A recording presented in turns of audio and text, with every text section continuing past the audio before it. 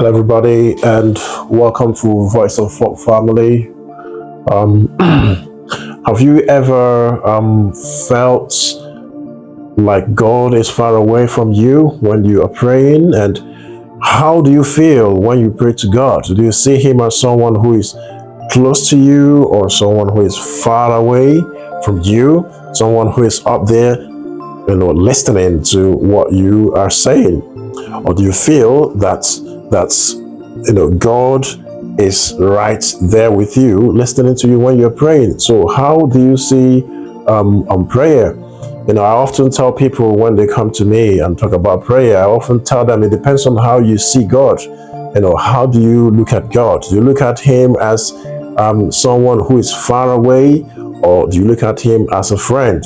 Who is a friend? A friend is someone who is always easily accessible to us. A friend is someone you can always call at any time of the day, and you expect the person to answer.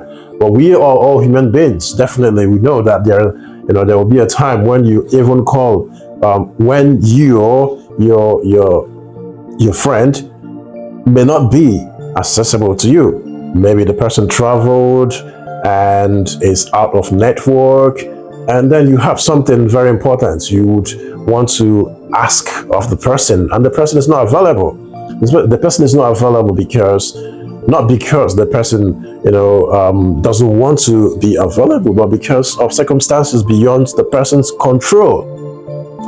But then God is someone who we can always access. He is readily available. He is always near to us. God is not far away from us. So if we see Him as a father who is always close to us, as a friend who is readily available, then that's how we also reach Him in prayer, because prayer is nothing but communication. That's what prayer is. Prayer is nothing else but communication with God. And come to think of how do you communicate with your friends? How do you communicate with family? How do you and that's how it should be, between us and God. So we see God as someone who we can always access at any time of the day. The scripture says He never sleeps nor slumbers, the Maker of Israel. There's no time when we will reach out to Him and He will say that He is unavailable. I think the only thing that makes Him unavailable to us is, when we trespass, when we sin. Sin creates a sort of a gap between us and God. But it doesn't mean that He has given up on us. So whenever we come back to Him and reestablish that relationship, it continues. So He says, I would, anyone that comes to me, I will no wise cast out. So how do you see God when you go to Him in prayer? I just want to read out this that I got from this devotional, and it says, the caption of this is the God who is near, and that's how I would want us to begin to see God, that He is always near. He is always near to us. And He said, while we need to confess God as holy order, we do wrong to see Him as distant. Unfortunately, we have met these two synonymous. In trying to overcome an inappropriate familiarity, we have made God both alien and unreachable. That's not how God is.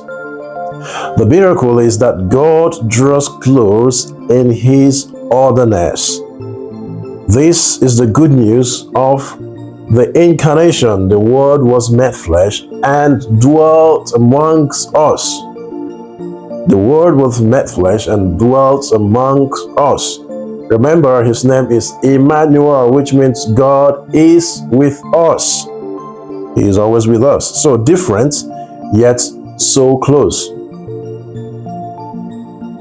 As Elo points out, the implication for prayer is that it is not addressed to one who dwells at a distance. I get in that, but is addressed to one who comes very close. Now, prayer is therefore a communication with the one who knows all about us.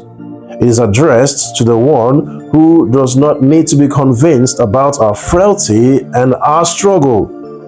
It is a sharing with the one who has entered into our plan, our pain,